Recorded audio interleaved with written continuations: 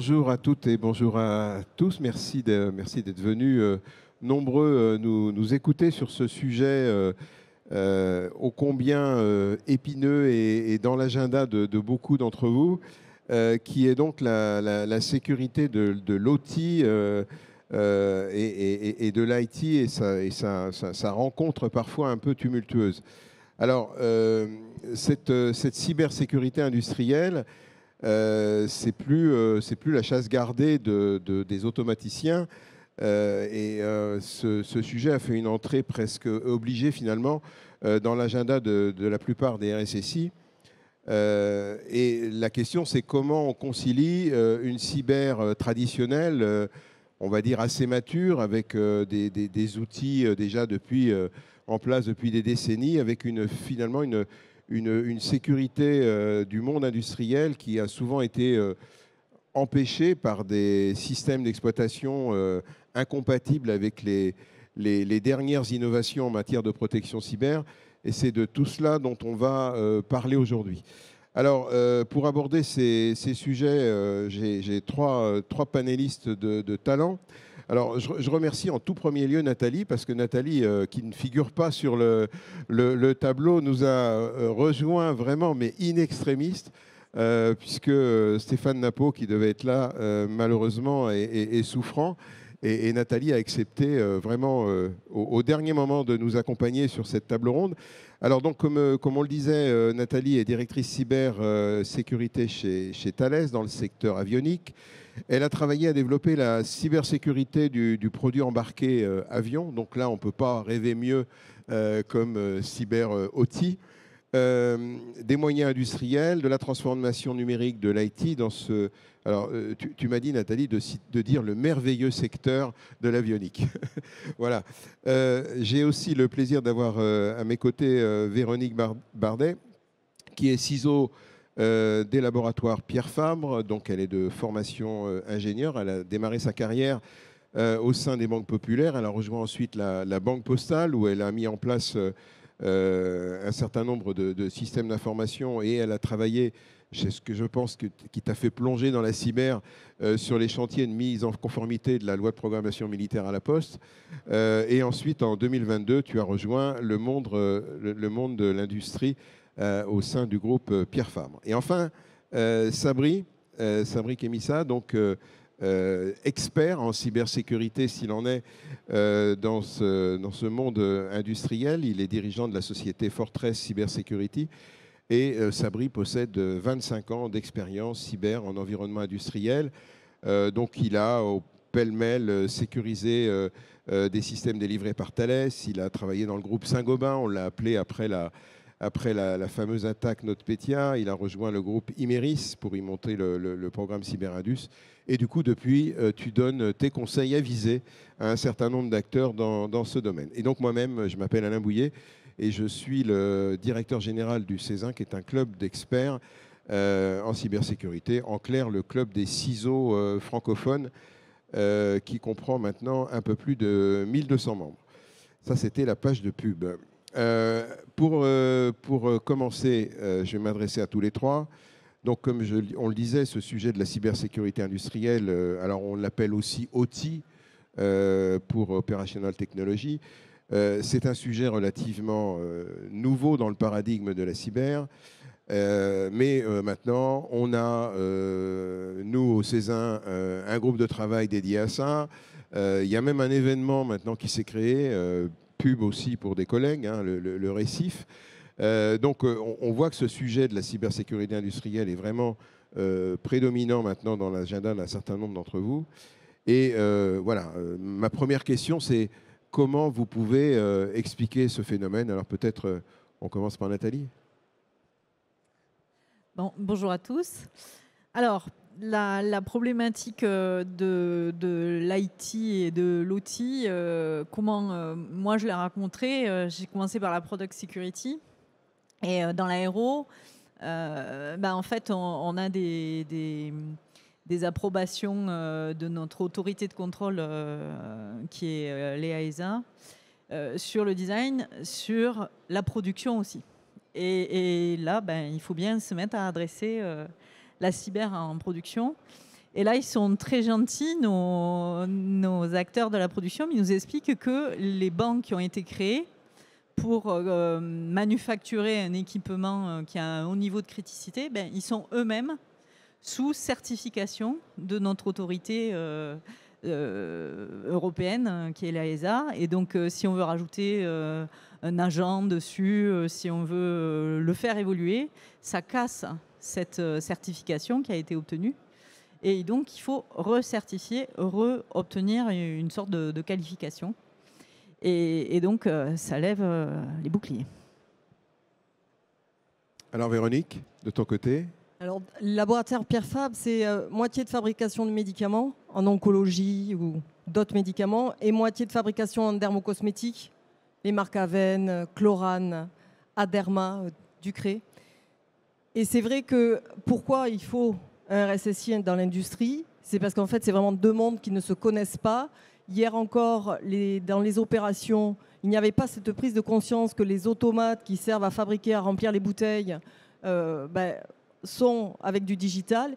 Et vice-versa, le monde du digital ne s'était pas préoccupé jusqu'à peu de ce que pouvaient vivre les opérations dans les usines. Donc, il faut des acteurs qui soient dédiés là-dedans.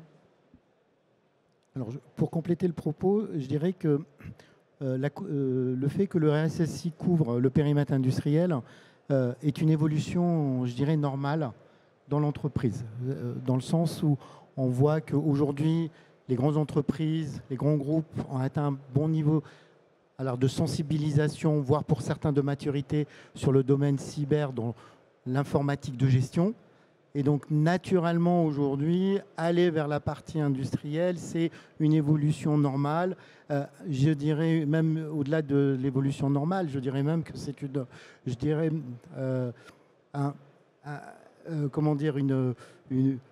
un précaré qui se casse aujourd'hui, parce qu'on retrouve finalement, côté industriel, beaucoup d'informatique, au sens ce qu'on appelle aujourd'hui l'IT for Industry. Donc on trouve beaucoup de composants typés IT dans le monde industriel. Et du coup, que le RSSI aille chercher, aille sécuriser ces composants-là est tout à fait naturel et normal.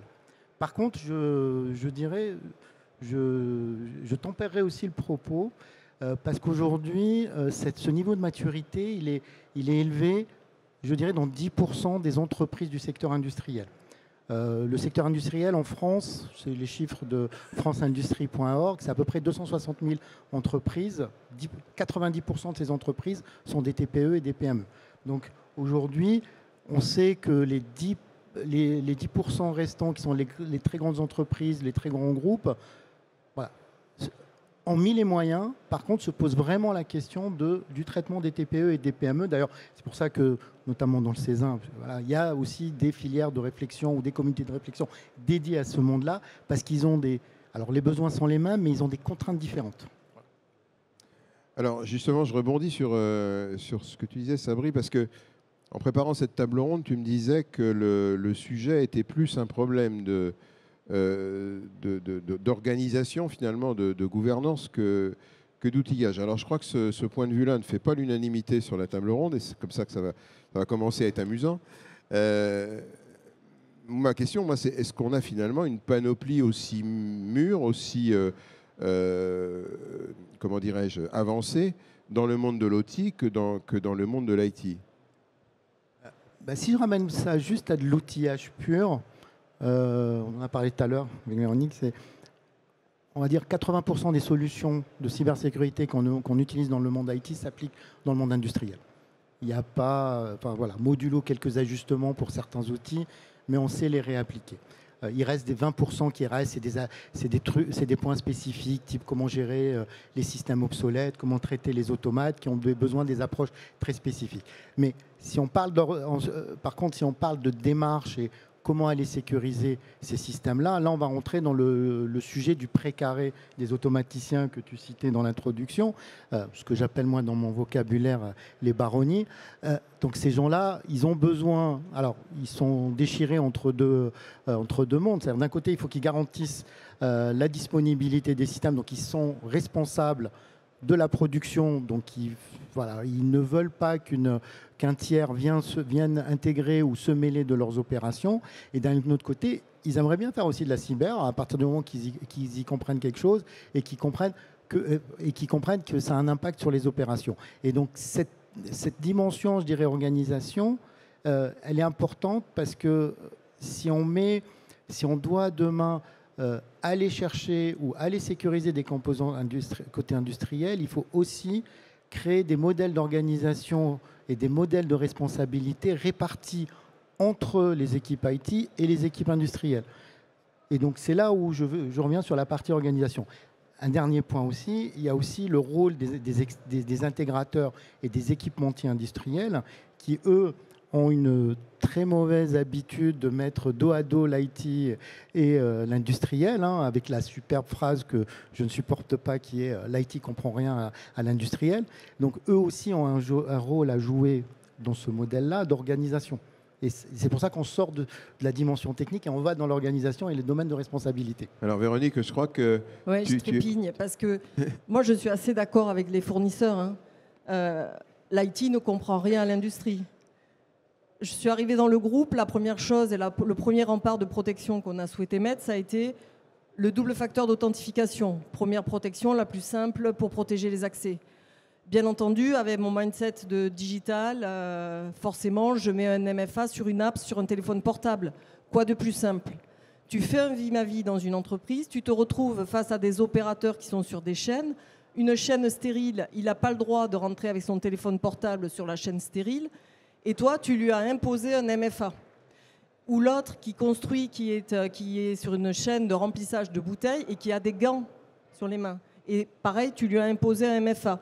Donc, le fait que les fournisseurs nous opposent, ils n'ont pas foncièrement tort parce que je pense que l'IT doit absolument se mettre à la place des acteurs et des opérateurs qui sont en usine et qui ont des contraintes réelles qu'il faut prendre en compte pour que l'expérience utilisateur puisse être vivable dans cette sécurisation. Je partage tout à fait. Je pense qu'on est très loin d'avoir les solutions opérationnelles dont on a besoin dans l'industrie. Moi, j'ai fait mon premier audit à l'industrie avec mes talons, là, où on m'expliquait que ça n'allait pas être possible. Donc, j'étais en robe avec les boots, là.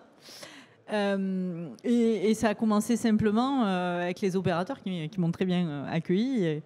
Et je leur ai dit, bon, ben, OK, vous prenez une clé USB, mais vous avez une station pour vérifier la clé. Ah, ils m'ont dit, ah ouais, c'est 2 couloirs plus loin, à droite, tu ouvres la porte, tu tapes le code, etc. Autant dire que jamais de la vie, ça va être fait, parce que dans leur quotidien, ils courent après les secondes. Et donc, moi, alors que ce sont des gens qui ont déjà plus ou moins touché le feu, on a toujours eu des incidents, et donc ils ont envie de s'impliquer sur ce métier de la cyber. Et ça, c'est un vrai levier d'utiliser aussi cette appétence des gens dans l'industrie pour aller vers la cyber. Je développerai. Mais du coup, ces outils dont vous parlez, en clair, ce que je comprends, c'est qu'ils ne sont pas adaptés. Enfin, ils existent, que ce soit du MFA, etc. Mais en fait, on ne peut pas les adapter au monde industriel tel qu'ils sont conçus aujourd'hui. C'est ça l'idée. Oui, c'est ça l'idée. Par exemple, chez Thales, on a travaillé une solution pour pouvoir continuer à faire de l'imputabilité sur qui fait les opérations au niveau de chaque opérateur, sans utiliser ce qu'on a pour l'IT avec une carte à puce qui bloquait l'écran dès qu'on changeait d'opérateur. Donc quand on fait 3-8, qu'on est à plusieurs sur une machine, ça ne marche plus du tout. Et d'un autre côté, on ne va pas mettre de compte générique sur ces machines-là. Donc il faut trouver d'autres idées, d'autres solutions. Chez nous, ça s'appelle Transparent Screen Lock. Je suppose qu'il y a des solutions chez les uns, chez les autres. Mais ça a été quelque chose qu'il a fallu créer de toutes pièces. Ça n'existait pas. Alors, on a parlé tout à l'heure finalement de cet avènement de la cybersécurité industrielle dans l'agenda des RSSI. Moi, je mets la date à 2017. Pourquoi 2017 ? Parce que c'est là qu'on a commencé à voir les grandes cyberattaques. Saint-Gobain, tu étais apparemment un pompier volant après. On a eu Renault, on a eu plein de boîtes comme ça, industrielles qui par qui le mal, entre guillemets, est rentré dans le monde industriel. Et c'est là qu'on s'est rendu compte que les interconnexions entre les deux mondes avaient peut-être été faites un peu à la va-vite et qu'on avait oublié des mots simples comme le cloisonnement et des choses qui, effectivement, empêchent les crypto-lockers, puisque c'était ça à l'époque, de se propager. Alors moi, ma question, c'est pour Véronique, et je laisserai les deux autres panélistes enchaîner, c'est comment on s'y prend. En plus, toi, tu viens du domaine de la banque, donc avec probablement plein de certitudes et plein de choses qui marchaient très bien dans le monde de la banque. Comment tu as fait pour, en arrivant chez Pierre Fabre, pour appréhender justement ces deux mondes qui, culturellement, sont quand même assez dissociés?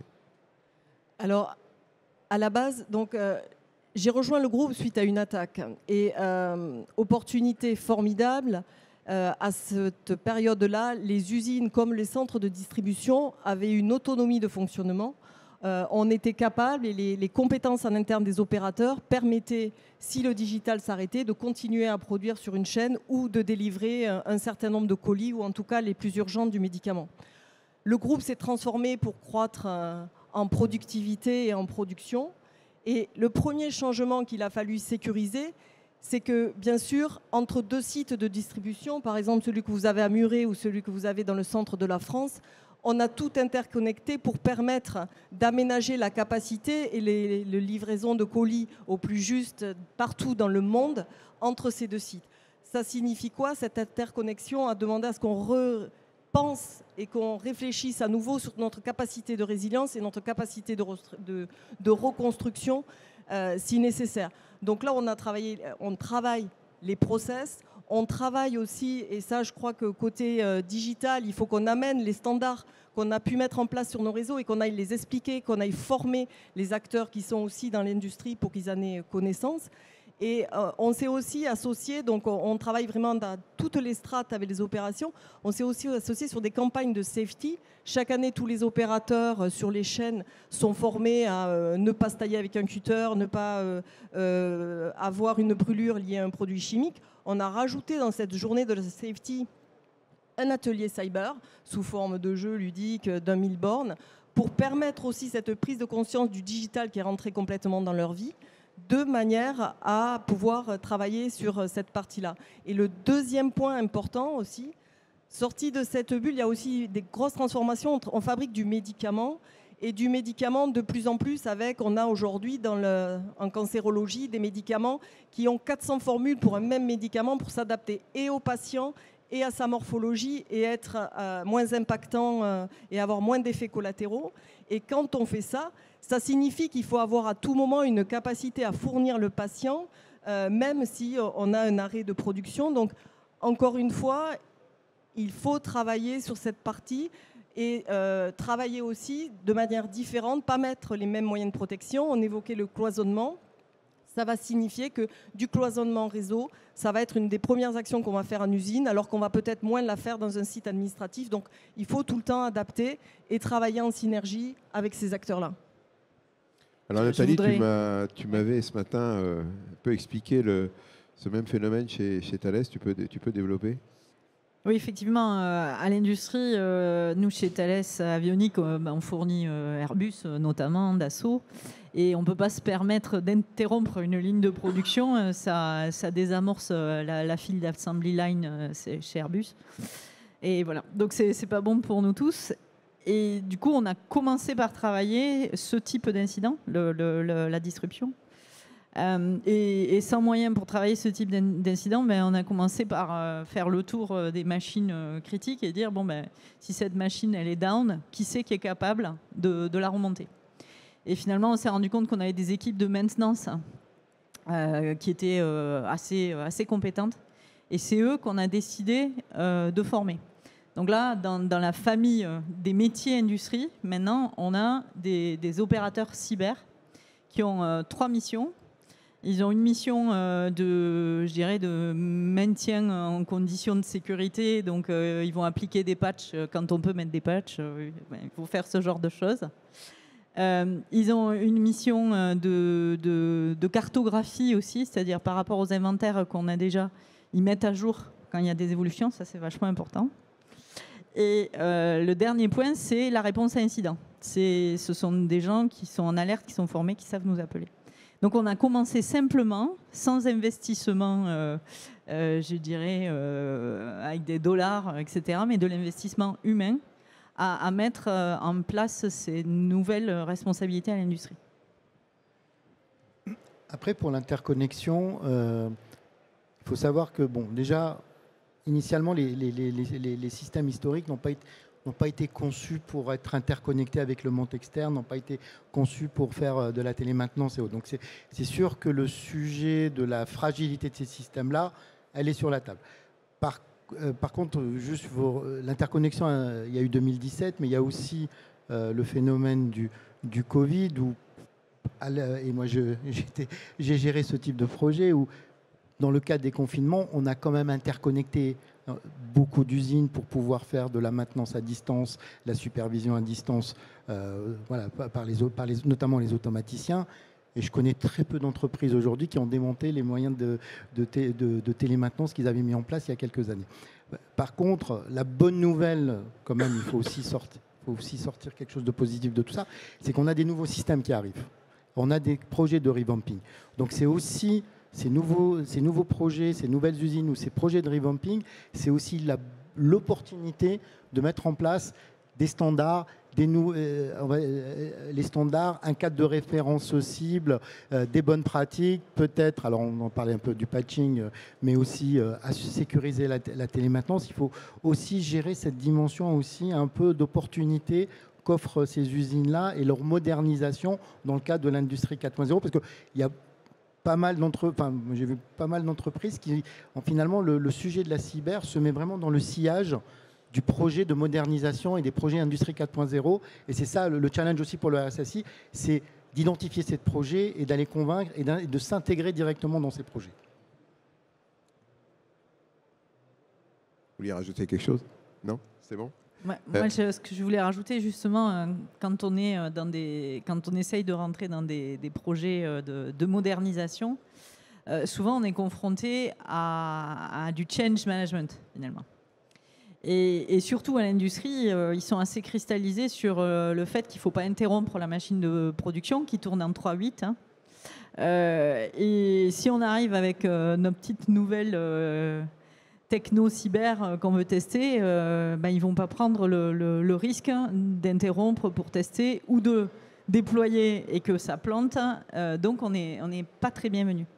Et là, l'industrie 4.0 nous offre la possibilité de créer une espèce de jumeau numérique. Donc c'est une espèce de laboratoire qui reprend les environnements qu'on peut avoir sur un site industriel, qui nous permet de pré-tester finalement ce qu'on va vouloir déployer sur des lignes qui tournent H24 pour éviter d'avoir un impact à cause de la cyber.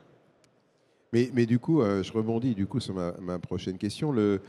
Là, cet été, on a eu ce fameux événement dit CrowdStrike, qui n'était d'ailleurs pas un événement cyber. Hein, voilà, ça impliquait un outil cyber, mais ce n'était pas un événement cyber. Seulement, on s'est rendu compte que finalement, une pauvre mise à jour, enfin le truc qu'on déteste le plus, c'est-à-dire une mise à jour pas testée, a pu avoir un impact comme celui qu'il a eu, en laissant des avions par terre, en empêchant des hôpitaux de fonctionner, etc. etc. Et du coup, est-ce que ça n'a pas fichu par terre tout votre travail de persuasion des automaticiens, qui n'aiment pas beaucoup quand même que les outils de sécurité viennent perturber leur quotidien? Est-ce qu'il n'y a pas eu justement un travail un peu de sape par ce type d'incident, Sabri, par exemple? Alors, pour l'instant, ce que je vois, c'est que c'est surtout les dirigeants d'entreprise qui en ont une mauvaise contre CrowdStrike plus que les opérationnels. Ça, c'est une première chose. Je dirais que pas autant que ça, parce que ça, par contre, fait réfléchir sur le fait que potentiellement, pour le monde industriel, il faut réfléchir autrement les solutions de sécurité. En fait, et ça rejoint un peu le point sur la partie disponibilité. Aujourd'hui, lorsqu'on conçoit un système industriel, on le conçoit pour qu'il soit stable. C'est ça, en fait, qui est recherché. On parle beaucoup de disponibilité, mais le vrai sujet, c'est la stabilité. C'est-à-dire à quel moment le système va arriver à un état où il va produire à la cadence attendue, avec le niveau de qualité attendu. Donc, toute la configuration du système, que ce soit les automates, les PC, les serveurs, sont faits pour atteindre rapidement ce niveau de stabilité. Le problème qu'il y a eu avec CrowdStrike, mais je pense que c'est un sujet sur tous les EDR de manière générale, c'est qu'il y a un caractère dynamique, notamment lié à la mise à jour en continu de ces systèmes-là, qui peut impacter la stabilité. Et donc, je dis ça parce que finalement, on s'est rendu compte à la fin, c'est que potentiellement, il faut aller vers des solutions qu'on maîtrise. Parce que lorsqu'on déploie un EDR, on se pose toujours la question quel est le risque à ne pas mettre en place un EDR. Mais on ne s'est jamais posé la question quel est le risque de mettre en place un EDR. Et là, on parle dans le risque opérationnel, le risque à faire. C'est le risque à pas faire et le risque à faire. Personne n'a réfléchi au risque à faire, à mettre en place un EDR. Et on a compris avec... Alors, CrowdStrike, mais je ne vais pas. Trend Micro a déjà vécu ça. McAfee l'a déjà vécu il y a 10 ans. Enfin, tous les gros éditeurs l'ont vécu. Mais bon, c'est juste que ça n'a pas été autant, je dirais, ça n'a pas été autant relayé au niveau de la presse. Mais ça arrive. Donc, tout ça pour dire que aujourd'hui est né ce que je vois moi, et en tout cas de manière générale, et ce qu'on essaye de travailler, c'est plus d'aller dans des modèles maîtrisés, c'est-à-dire on va plus vers du durcissement des systèmes. Techniquement, on va être plus sur du application whitelisting, mettre plus, durcir les GPO sur ces systèmes, améliorer la capacité de détection sur ces systèmes, la remontée d'alerte avec du Sysmon. Voilà, on durcit cette partie-là qui est plutôt prévisible et qui n'impacte pas à court et moyen terme la stabilité du système. Et c'est ça que je vois finalement l'effet post-CrowdStrike sur la partie industrielle. Mais néanmoins, ce type d'approche, elle est valable que sur des systèmes hyper critiques. C'est-à-dire que tout ce qu'on appelle dans les usines les subsidiaires, par exemple du laboratoire, du MES, des systèmes de pompe pesée, un EDR fonctionnera de toute façon. Ce n'est pas des systèmes critiques pour l'usine. Ça va perturber les opérations, mais ça ne perturbera pas la production. Donc c'est vraiment aujourd'hui, est née cette deuxième approche, cette deuxième tendance où on va aller plus dans le durcissement du système avec une composante, je l'ai dit indirectement, qui est finalement l'analyse de risque. On n'en a pas parlé beaucoup, mais oui. Le cœur de l'histoire, c'est l'analyse de risque. On fera un autre débat là-dessus. Quelque chose à rajouter sur ces incidents un peu Moi, je reviens malheureux toujours sur l'importance de l'humain au cœur de tout ça et du support. Dans les grands groupes, on a souvent mis un support informatique qui est le même, que ce soit un utilisateur qui provient des opérations ou que ce soit un utilisateur qui est en bureau. Et il fait son numéro générique, quel qu'il soit, et il a le même type de réponse. Je pense qu'on est passé dans un moment où il faut arriver à faire du spécifique aussi sur certains métiers et arrêter de tout standardiser. Bien sûr, il faut rester dans des coûts maîtrisés. Mais finalement, en donnant aussi à la fois de l'autonomie et en leur laissant de l'autonomie, on parlait et qu'ils puissent accéder à un support spécifique. Et ça aussi, c'est la clé de réussite. Et cette partie autonomie, c'est-à-dire peut-être qu'on va mettre des consoles de supervision, mais il ne faut pas se dire que parce qu'on est le digital, on va récupérer la console et surtout, il ne faut personne d'autre n'y touche. Il faut éventuellement qu'il l'ait à disposition, pour le moins en lecture, parce qu'effectivement, il faut une expertise pour ne pas bloquer tout. Mais faire confiance et se faire confiance et créer des communautés qui fassent qu'on partage cette connaissance et cette expertise. Et tous ces outils ne fonctionneront pas sans cette synergie, parce que le SOC ne sait pas si c'est un faux positif ou s'il peut bloquer sans avoir les opérations et vice-versa. Je suis tout à fait dans ce sens. Moi, je le renforce encore plus, puisque c'est pas seulement un service support, mais c'est des gens dans l'usine. On a certaines machines qui sont à 6-10 millions d'euros. Je veux dire, si on arrête la machine 1 heure, ou si ça propage sur sa sœur, ou celle d'à côté, l'impact est tellement fort qu'on ne peut pas appeler un service support qui va localiser d'où ça vient. Ça prend trop de temps, tout ça. Donc, il faut vraiment avoir quelqu'un sur place qui peut immédiatement agir. Alors, il nous reste, j'allais dire un peu moins d'un quart d'heure. J'avais encore 2 sujets à aborder. Le premier, c'est le sujet de la sûreté. Alors, on voit bien la prédominance de la sûreté. Pascal nous en a parlé ce matin chez Airbus, dans les milieux industriels. Ce sont quand même deux mondes qui, moi, à mes yeux, la sûreté et la cybersécurité, deux mondes qui se parlent peu ou mal, enfin qui se comprennent peu ou mal. Et on regarde, enfin, quand on regarde nous au Césin, dans les modèles de gouvernance, c'est très très rare de voir en effet le modèle de Pascal qui cumule les deux casquettes. Ce sont des modèles qu'on ne rencontre pas souvent. Alors, la question que je voulais vous poser, puisque dans le monde industriel, justement, ces questions de sûreté sont prédominantes, est-ce que du coup, il ne faudrait pas que, en particulier dans le milieu industriel, le cyber manager soit aussi le sûreté manager, bon, sachant que, comme je dis souvent, si on met la cyber et la sûreté ensemble, moi je préférerais que ce soit le responsable cyber qui soit le responsable de l'ensemble. Mais ça, c'est un avis personnel. Qu'est-ce que vous en pensez, mesdames ?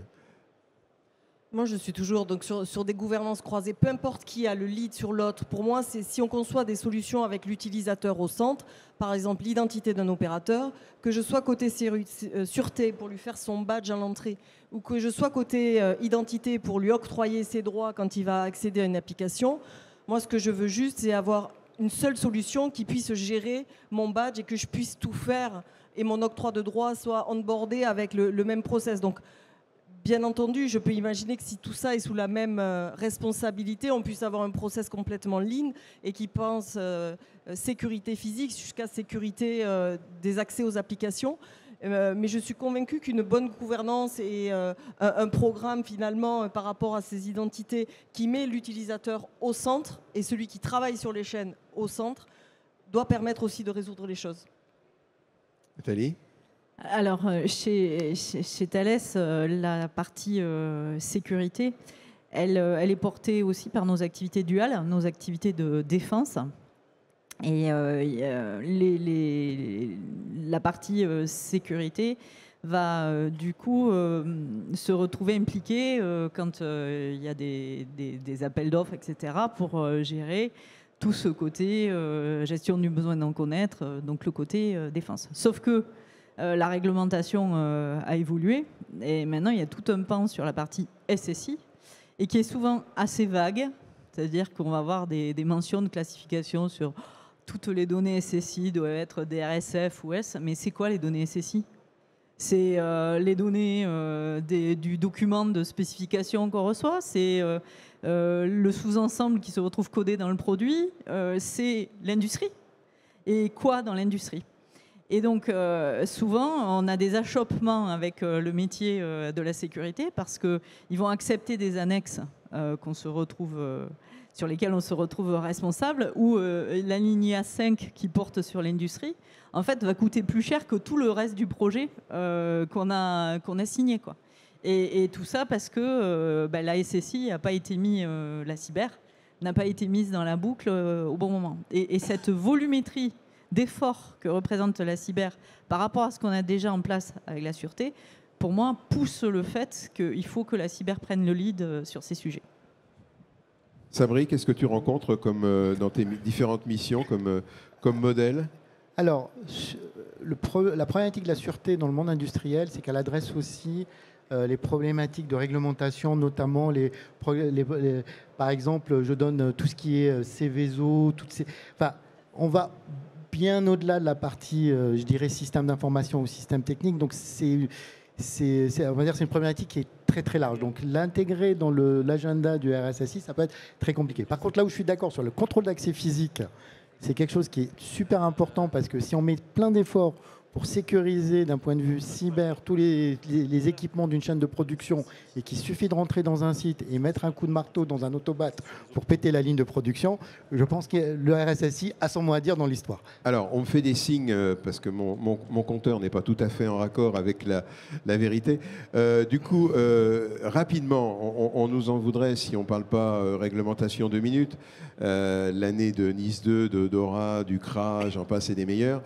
Est-ce que pour vous, ces réglementations, par rapport au monde industriel, justement, va changer des choses, faire avancer la prise de conscience ou finalement pas du tout? Nathalie? Alors, pour le secteur aéro, on a eu toujours pareil, l'EASA qui a sorti une réglementation là, qui a été évoquée là, dans les conférences ce matin, qui s'appelle Part-IS, qui couvre tout ce qui est Cyber Beyond. Donc, ce qui n'est pas le produit, mais ce qui est autour du produit. Donc, c'est le même périmètre à peu près que Nice 2. Et donc, je dirais qu'on va être assez près. Et par contre, sur le Cyber Resilience Act, du fait qu'on a déjà cette réglementation dans notre industrie aéro, on a expliqué que bon, le Cyber Resilience Act, ça allait être bon, quoi, par construction. Intervention rapide pour vous deux. Oui, parce que, comme je disais dans l'introduction, il y a quand même 90% des entreprises qui sont des TPE et des PME où la cyber n'est pas un sujet. Des réglementations Nice qui vont être applicables à eux va forcément les aider à progresser dans ce domaine-là. Il y a aussi un deuxième point qui est important en termes de réglementation sur la supply chain. Il y a un nouveau règlement, le règlement européen des machines, qui est le logo CE qu'on a sur les machines, qui prend en compte aujourd'hui la cyber comme étant un facteur qui peut impacter la sécurité des personnes et des biens. Et donc, tout fabricant de machines demain sera obligé d'intégrer la cyber. Donc, la réglementation, tout ça pour dire que va aider quand même à structurer et améliorer le profil cyber de la filière. Merci à tous.